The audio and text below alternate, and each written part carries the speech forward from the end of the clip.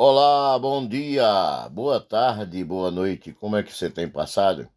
Sou o pastor Gesiel Guzmão e estou com você aqui para estarmos lendo o livro Escatologia Bíblica, publicado pela Instituto Bíblico Fatemipac. Ele é utilizado no estudo do curso de teologia, na matéria de escatologia, que também é um cursinho à parte. Estamos no capítulo 6, a volta de Cristo. A base para este texto está em Evangelho de João, capítulo 14, versículo de 1 a 6, onde o Senhor Jesus disse: Eu vou e voltarei e vos levarei para mim mesmo, para que onde eu estou, estejais vós também. A doutrina da volta de Jesus Cristo nos dá a entender sua existência, que ele já esteve entre nós. E sabemos que isto acontece para pagar a dívida humana do pecado na cruz, reconciliando o homem com Deus. Na sua volta, ele virá para raptar os que creram no seu sacrifício e para nos manifestar a sua glória milenar. A volta de Jesus abrange duas fases.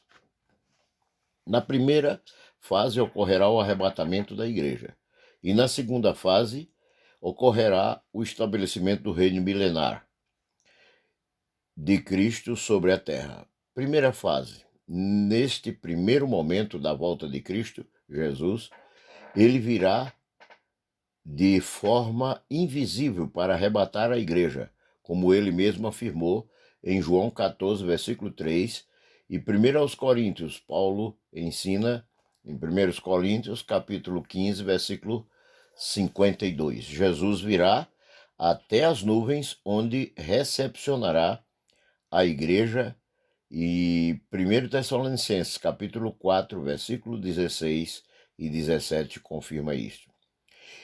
Em primeiro lugar, os mortos ressuscitarão e, em seguida, nós, os vivos, receberemos um corpo glorificado juntamente com os ressuscitados, conforme está em 1 Coríntios capítulo 15, versículos 51 e 52.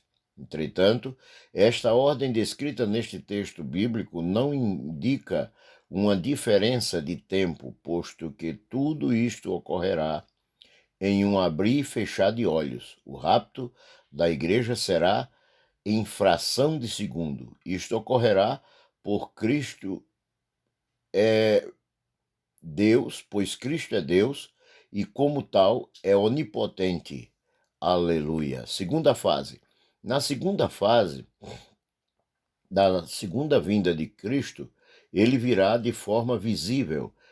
Todo olho verá, será transmitido pela imprensa falada, escrita e televisiva e pelas internet, através dos vários canais noticiosos. Será a descida em glória de Jesus com a sua igreja.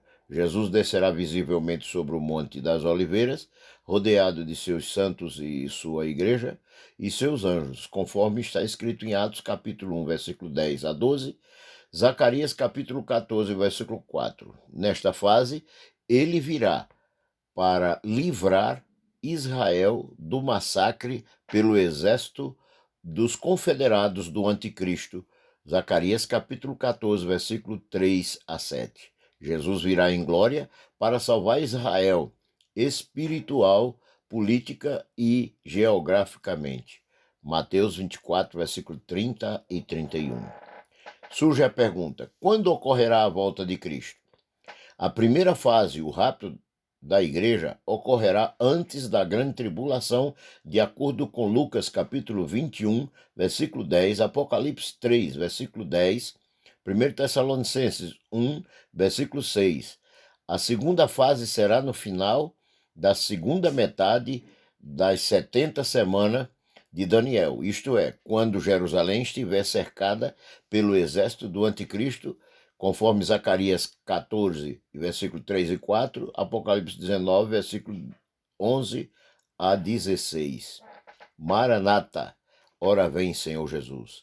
A grande tribulação é a última semana das 70 semanas profetizada por Daniel, que envolve todo o período do domínio do anticristo, conforme está em Daniel capítulo 9, versículo 27. Entretanto, a grande tribulação, ou seja, as taças da ira de Deus, serão derramadas no início da segunda metade da semana, isto é, logo após 3 anos e meio de iniciado o domínio do anticristo.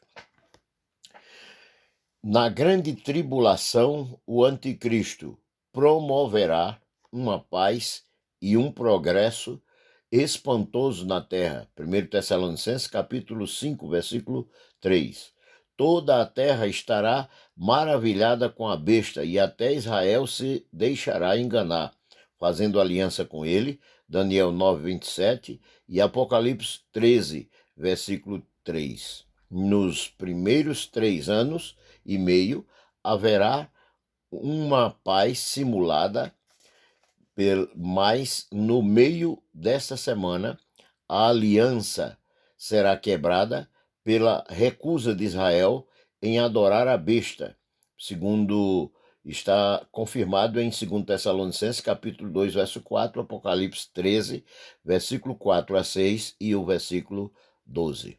Neste período, as 7 pragas de Apocalipse, capítulo 15 e 16 de Apocalipse, serão derramadas na terra. A grande tribulação visa antes Israel e depois o mundo.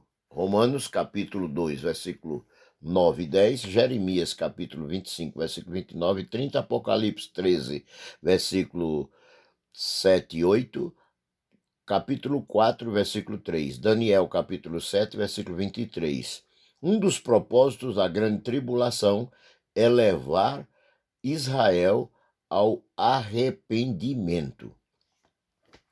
O anticristo será um homem que personificará o diabo e terá poderes sobrenaturais, além das seguintes áreas: militar, econômico, religioso, intelectual e política.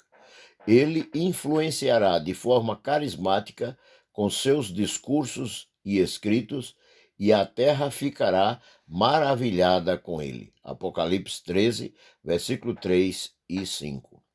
Alguns dos nomes do anticristo: homem do pecado e o filho da perdição, segundo Tessalonicenses capítulo 2, versículo 3. O iníquo ou subversivo, o homem da desordem ou transgressor, segundo Tessalonicenses capítulo 2, versículo 8.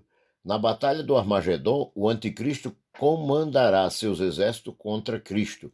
Apocalipse 16, versículo 13 a 16. Ele será destruído na vinda de Jesus, juntamente com o falso profeta, e lançado no lago de fogo, Geena, de acordo com 2 Tessalonicenses 2, verso 8, Apocalipse 19, versículo 19 a 21. O momento das bodas do Cordeiro.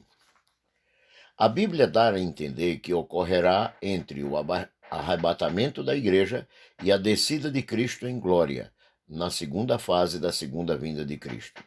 Em Apocalipse capítulo 19, versículo 7, nos dá a entender que será logo após o tribunal de Cristo, o bema, pois diz: e já a sua noiva se preparou, e foi-lhe permitido vestir-se de linho fino, resplandecente e puro, pois os linhos finos são as obras justas dos santos.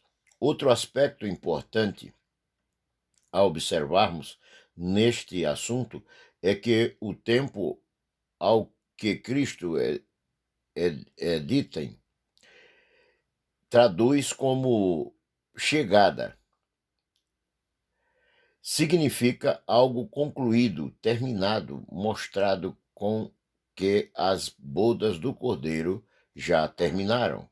Em sua ilustração, um pouco desajeitada, diríamos que o bema de Cristo seria o casamento do civil e as bodas a cerimônia de bênção matrimoniais, que é feito na igreja.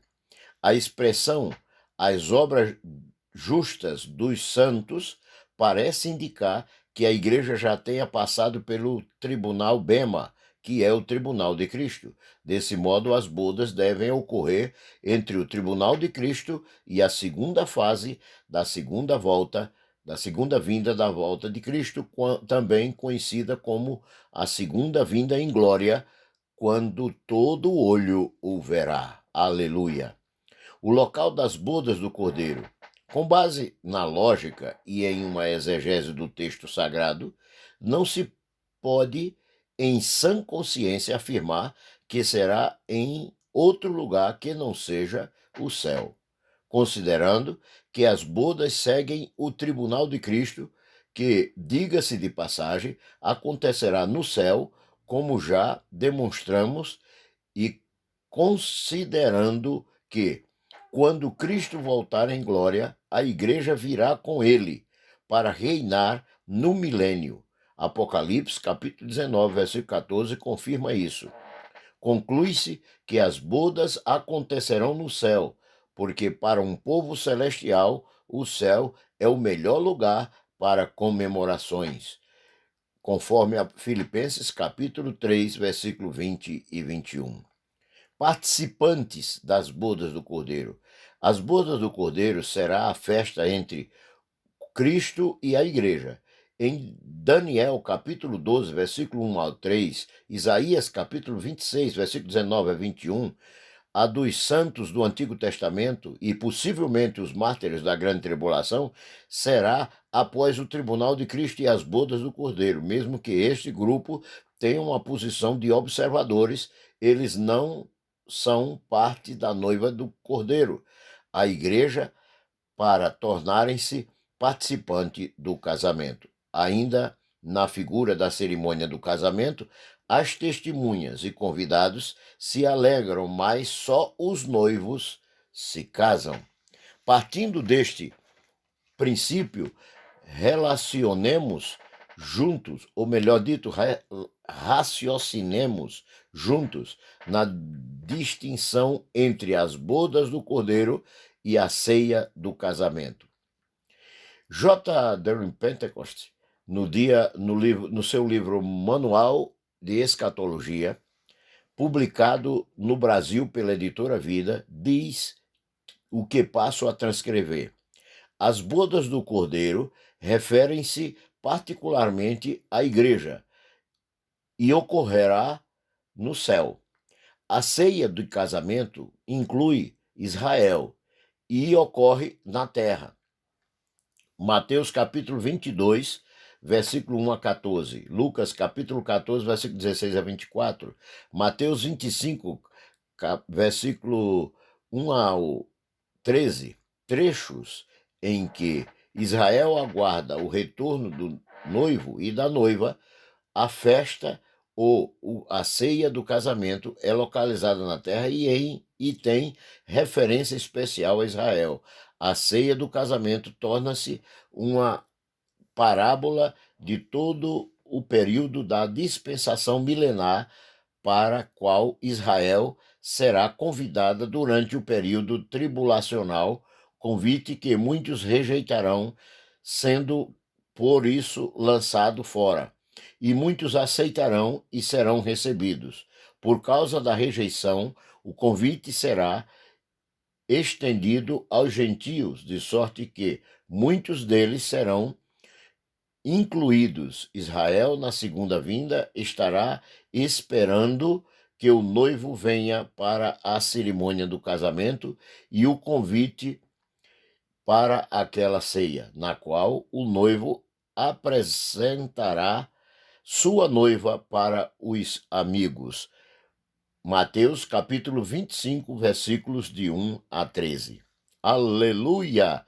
Eu, pessoalmente, irmãos, não vejo a hora de estar lá. E você que está me ouvindo, já está se preparando ou já se preparou?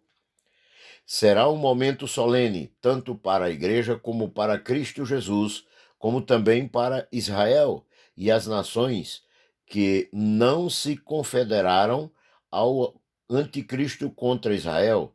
Naquele dia, a Igreja, que neste momento é o mistério de Deus revelado para esta geração, agora já arrebatada, gloriosa, será apresentada ao Filho pelo Pai e transformada no objeto por maior meio do qual a glória eterna de Deus se manifestará para sempre. Você deve pensar nestas coisas quando a cruz aqui na terra estiver pesando e parecer que Deus se esqueceu de você.